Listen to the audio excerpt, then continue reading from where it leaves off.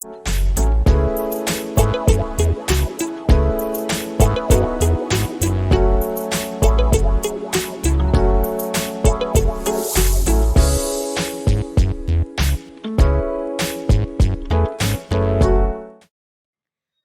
up there, my favorite sexy travelers? It is your favorite girl, your travel entrepreneur and extraordinaire, Sean from Travel to Sexy Travel Agency with another quick video.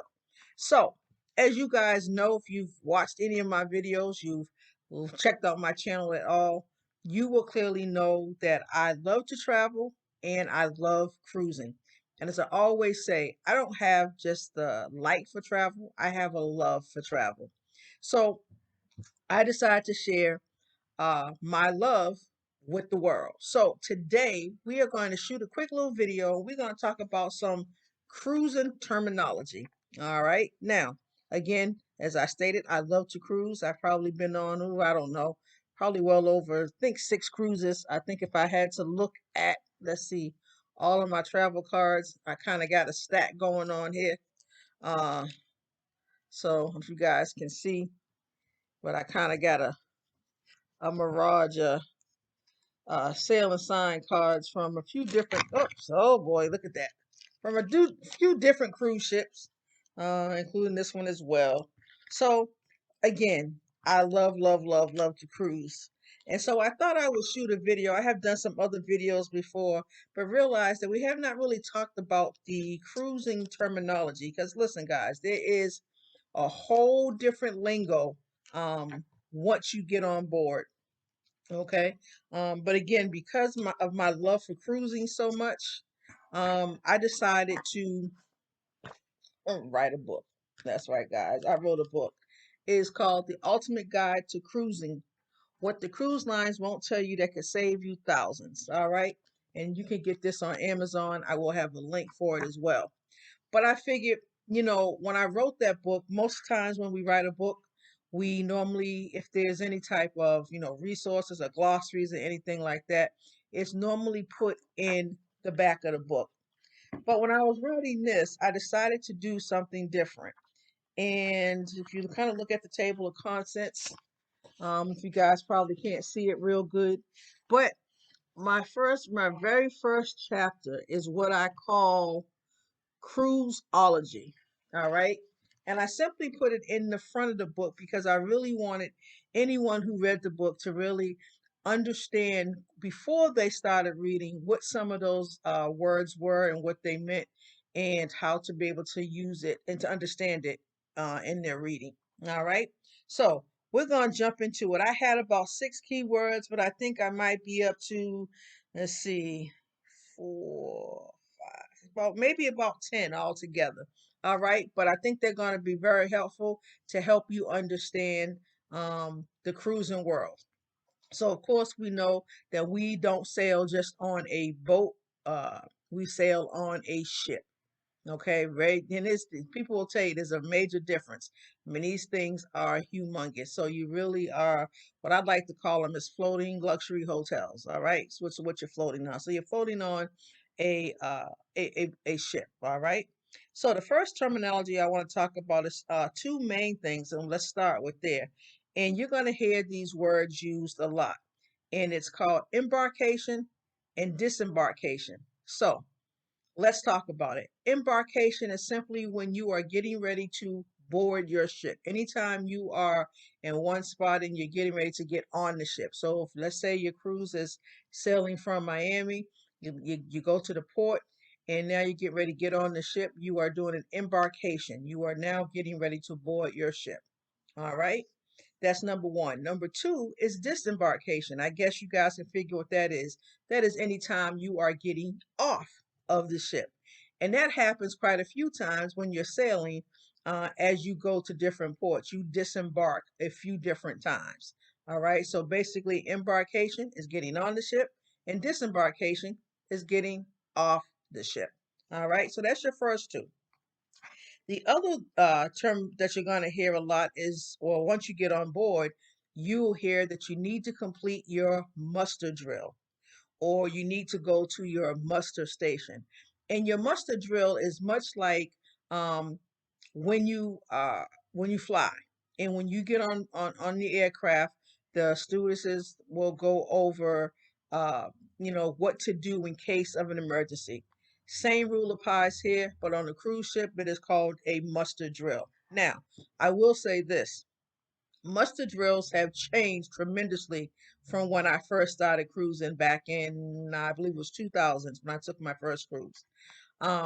It used to be that you used to have to go to your stateroom, you get your life jacket, and on your cards, if you had any card here with your sail and sign card, it would tell you where your muster drill would be, or it would be, if I look at this one, actually, it tells me that my muster station was on B8. And so normally the muster stations are all throughout the ship. It could be the casino, it could be one of the restaurants, it could be the theater, it could just be all over. But you would know where to go for your muster station. If it's not on your card, someone can direct you, or usually it's on the back of your room door. And basically, you used to go, like I said, and you would go into this big spot, this big place. Sometimes it would be outside of on one of the decks, and it would be you and a whole host of other people who would be there with their life jackets on. um, and they go through what to happen in case of an emergency, because if you ever noticed on a cruise ship, there's all of these little boats on the side of each ship, on the side of each ship.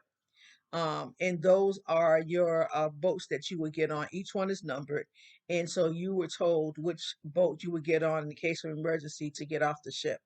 Now, let's just say you have kids with you, especially small kids. They're going to get a wrist tag that goes on their wrist, that will tell them first of all, who they belong to, and if they're somewhere else, at Camp Carnival or some other cruise lines camp, then they would normally be brought to the parents, and they would all be there together for the muster drill. However, they don't do it like that anymore. It is really, really simple. Simply now, it's a matter of really just once you get on board your ship, the first thing you should do before you do anything is find your muster drill and do it.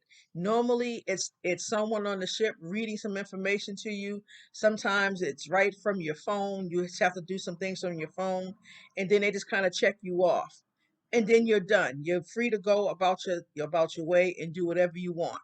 But let me tell you this. If you do not do your muster drill, if you decide that you're going to get on board, you're going to go get a drink, you're going to go get something to eat, you're going to party, you're going to just, you're ready to start that vacation. If that muster drill is not done before it's time to set sail, you are going to hear your name over the loudspeaker. Trust me. They call people left and right. Miss So and so, Mr. So and so, make your way here. Come to customer service. So the ship will not leave until that muster drill is done. So get her done first thing on board, and then you'll be good to go. All right. So that was the muster drill. The next thing that you're going to hear, we're going to talk about kind of parts of the ship a little bit. So the other thing that you will hear mentioned is that you hear the word, let me see, what's the word? Aft. You might be looking for a restaurant, and someone on the ship may tell you what's in the aft of the ship. That's AFT. And what does that simply mean? Aft only means that it's in the back of the ship. All right. So the other key word is the bow. Can you guess what the bow is? The bow is simply the front of the ship.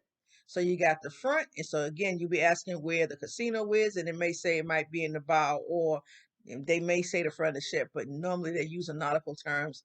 So again, the bow would be the front of the ship, aft being the back. All right, now along with that, okay, if you are facing the ship, let's just say from the back, you got your left side here and your right side here. So if you're on the left side, that'll also be called the port side. All right. You'll see as you're picking cabins sometimes, it may say port side, or if you're looking for something and someone asks, or you ask someone, they may say port side, so you know what's on the left hand side. If they happen to say starboard, it's on the right side of the ship. So that just gives you a little breakdown, because if you've never cruised before, these things are humongous, and it may take you, believe it or not, because all the floors tend to look the same and everything. It may take you a while to find your cabin and to find out where things are on the ship. So hopefully this terminology will help you a little bit. And then you have, of course, so you have the back of the ship, you have the front of the ship. So guess what you have left, guys? The middle of the ship. And the middle of the ship is just simply called the midship.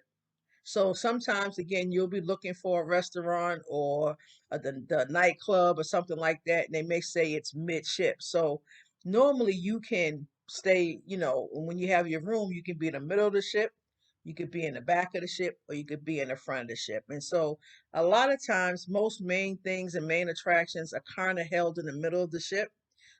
So just kind of know that when you're thinking about booking a cruise, or you're thinking about kind of where things are, when you're looking for something to do, or maybe a restaurant or something to eat.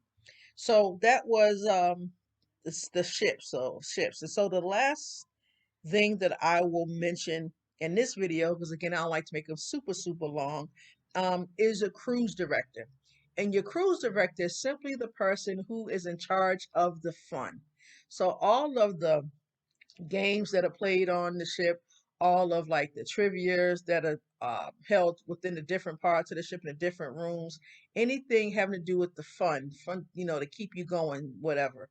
That all falls under the cruise director and his or her team of people. All right. So again, I hope that that helps some. And we're just going to run through them again. So the first thing we talked about is embarkation. Second was disembarkation. Then we talked about the ship itself. We talked about the bow of the ship, and then the aft of the ship, the starboard side, the port side. We also talked about the muster drill, very, very important. And the last thing that we talked about was the cruise director. And so, again, I put all this stuff in here because I thought it'd be very helpful. Um, so, again, I hope you enjoyed today's video. If you have any questions about anything I talked about in this video, or if you have a question that you're just dying to get answered, please respond to hit the reply button on the video. Make sure that you like, share, and comment as well, and it'll be greatly, greatly appreciated. Until we meet on the beaches of the world, guys. Peace.